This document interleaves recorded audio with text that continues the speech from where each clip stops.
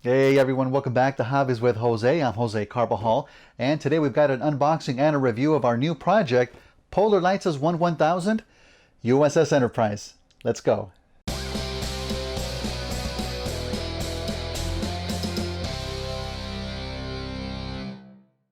Welcome back everyone, it's great to have you here. Now if you've been following this channel for a while, you'll remember that I had a contest in the beginning of the year where you got to pick my next project.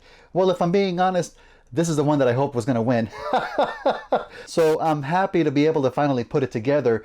You know, I'm a big fan of Star Trek Discovery, and I still think Season 2 is the best one so far.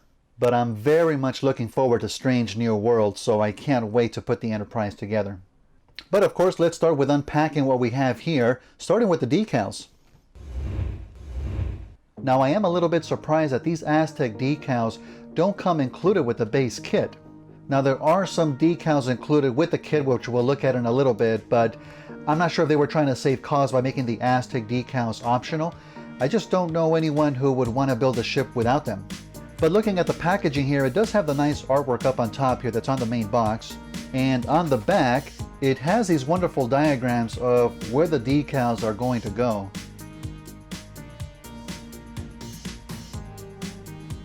Some real great artwork here.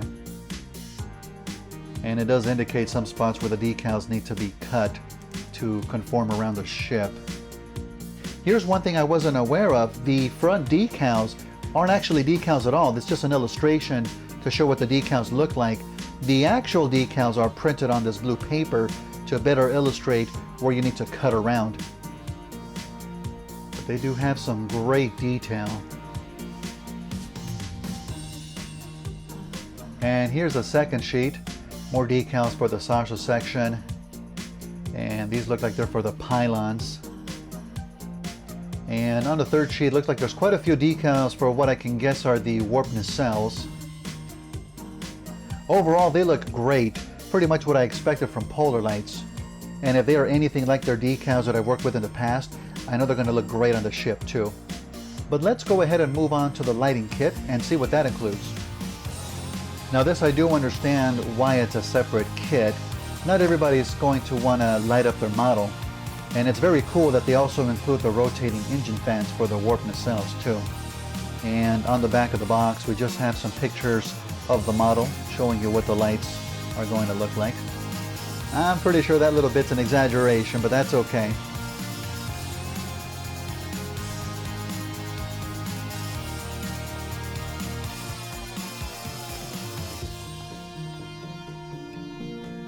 Let's take a look at the manual first. Now on these instructions, they've added some steps that replace steps on the original kit, and they've added extra steps like 3.1 and 5.1 and so forth. But overall, they look pretty clear. Hopefully they don't cause any issues. And here's an illustration of all the cables included. Now the base kit has clear pieces for the windows and the engines which you can paint, but the lighting kit already has them pre-painted, which is really nice.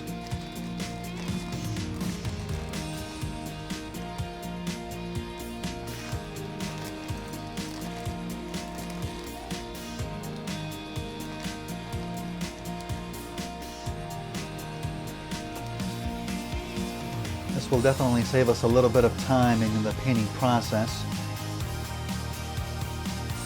And here we have the battery compartment. This is going to go tucked away underneath the base.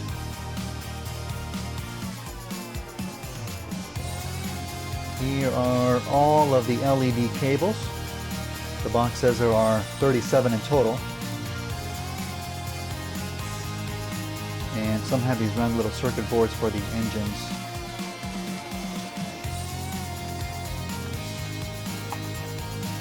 Speaking of the engines, here are the motors for the fans. And it looks like a little board where all of the LEDs connect to.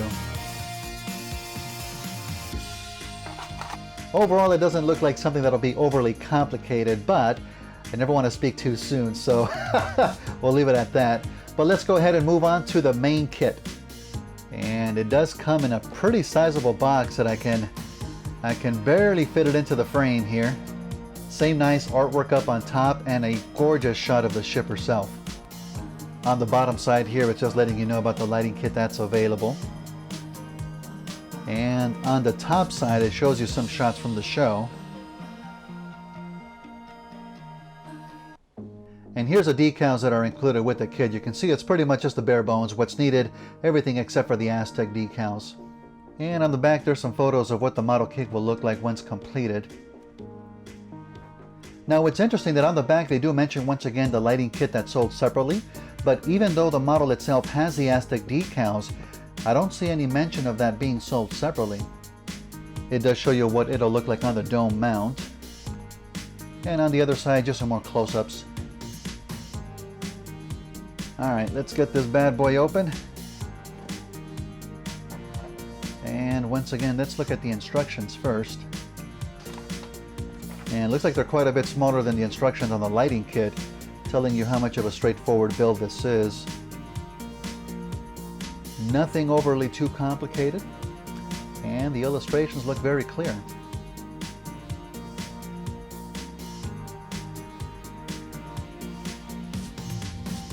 And next up we have the basic decals.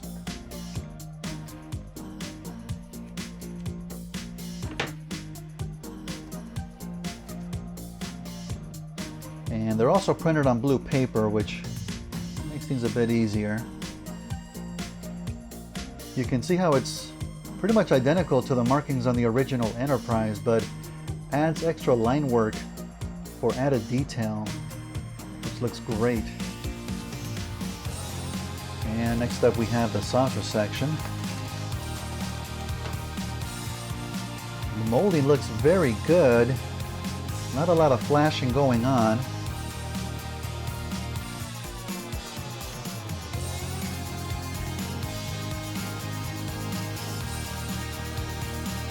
This is a good quality kit. And this is the bottom of the saucer section. It has the holes already cut in for the windows, which is really good.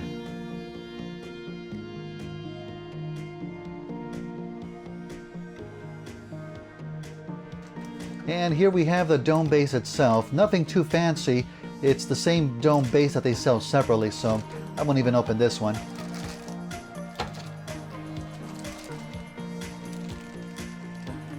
Now here are the clear pieces. Looks like a couple of them snap off the tree, which isn't a big issue.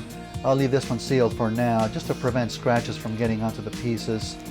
But you can see the parts that'll be for the windows for the saucer section, the bottom side that we saw. And this is for the top. Here are the dome pieces for the warp nacelles, but these are the ones that we have already pre-painted on the lighting kit.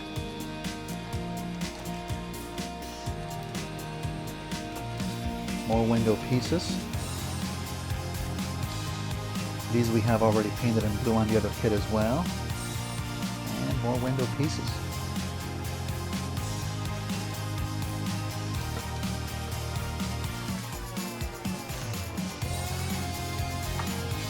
And here's the rest of the ship. 2 more sprues in one bag. And here we have the sprue with the warp nacelles, and already it's pretty striking how big it's going to be. I did build a previous Enterprise that they've released, which is roughly maybe a little bit bigger than 1/3 the size. It's really a miniature version of it. And I built the Enterprise D as well, but I think this one's going to be bigger, so this may very well be the biggest starship I've built so far.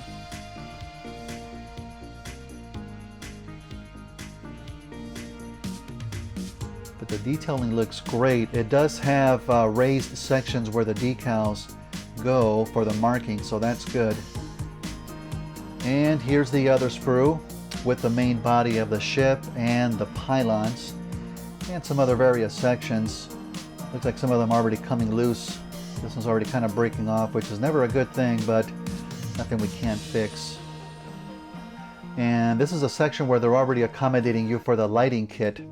If we look at the other side, we see that it already has some channels built in for the lighting cables, which is always a good thing.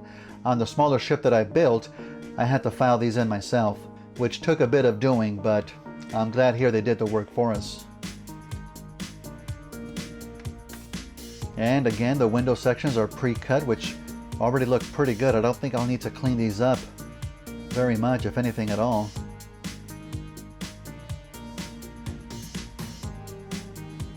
Overall, it looks to be a fantastic kit, great quality, and I think it's going to be a lot of fun to put together, which we're going to start next week. So hope you can all join me for that. Thank you all so much for watching, and I'll see you again real soon. Take care, everyone.